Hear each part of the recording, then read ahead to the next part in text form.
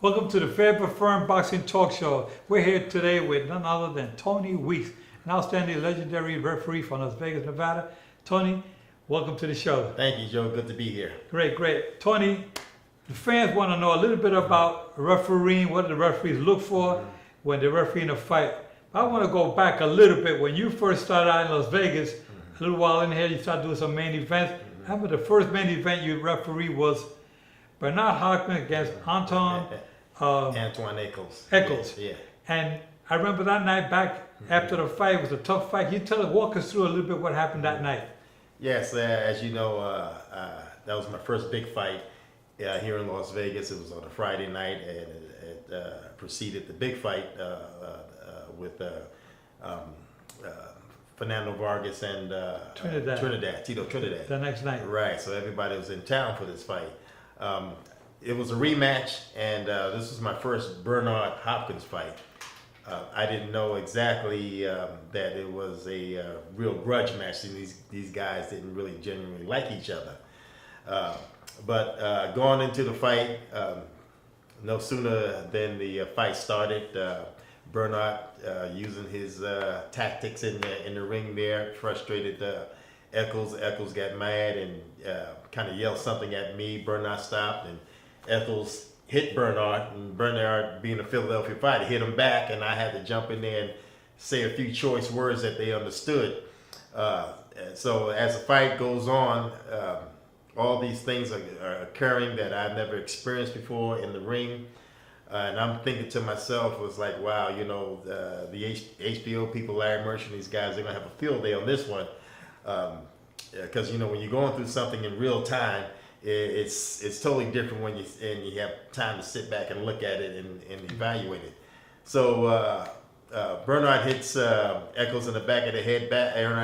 Eccles goes down, and now we have all this dramatic stuff happening. Fast forward.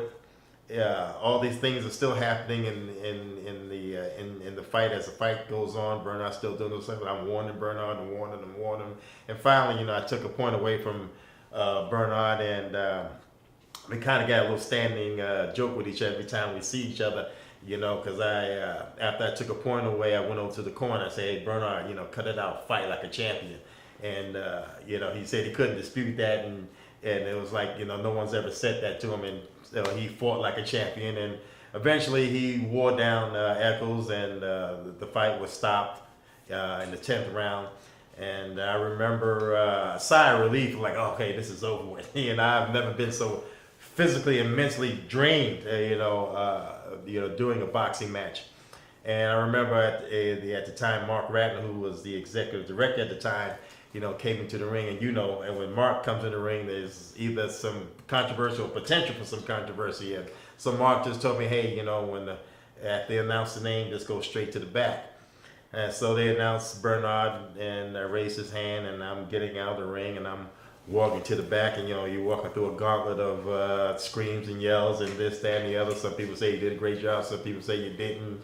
And I'm really kind of dejected going to the back. I was sitting down with my head down, and it's like, that's when I came up to you. Yes, absolutely. Because I was a big fan of you. I was rooting for you that night. Yeah. It was your first big main event. Yes. And I knew what you was going through. Yes. And I remember telling you, Tony, you did a good job. And you looked at me, and I said, this is a blessing in disguise.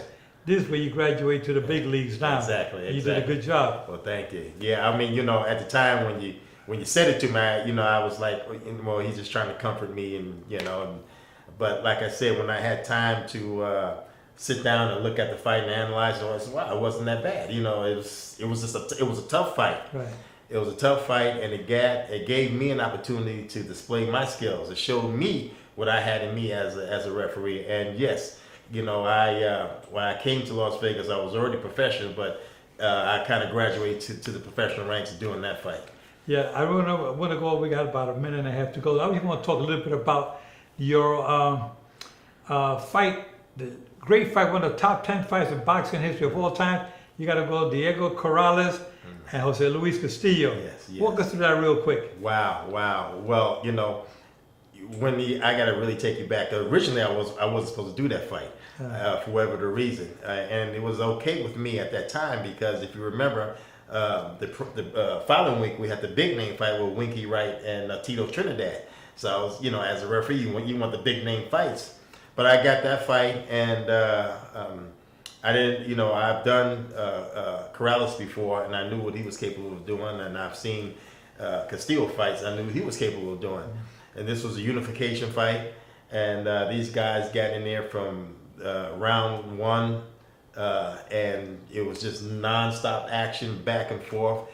But both fighters taking equal amount of punishment. Take us to the last round. What happened in the last round? And then you go into that 10th round. Wow, what a round! Corrales comes out, Castillo comes out, and all of a sudden, Castillo lands I believe it was a left hook to Corrales' jaw. Corrales goes down. Everybody's shocked, and I'm counting. The mouthpiece is out, but I'm counting, and he's looking focused. He's ready to go. So at the time, I called a quick timeout and had that mouthpiece inserted back into his mouth. No sooner than I had it inserted back into his mouth, the fight resumed.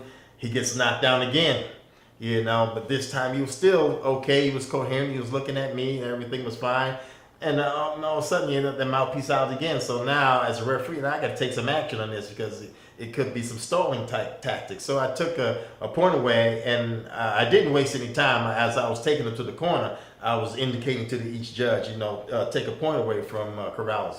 So we go to the corner. Joe Goosen puts the mouthpiece back in, and the fight's resumed. Now, the funny thing about it is now my mind is looking. I'm focused on Corrales because I'm like this much away from stopping this fight. And when you watch that fight, you can literally see my eyes shift from Corrales to Castillo because all of a sudden Corrales comes with this right hand that lands flush on Castillo's jaw, and it hurt Castillo. Yeah. And he goes back against Rose. Now I'm watching Castillo, and I'm like, it's kind of shocking to me because you go from one extreme to the other, and all of a sudden the action was so fast. Next thing I know, I'm coming in and I'm stopping the fight. And, it's like, wow, Well, that's one of the great fights of all times. And you heard it there from Tony Reeves, a legendary referee. Mm-hmm. Tony, thanks a lot, buddy. Thank you, Joe. Appreciate it. Great memories. Always. You heard it there.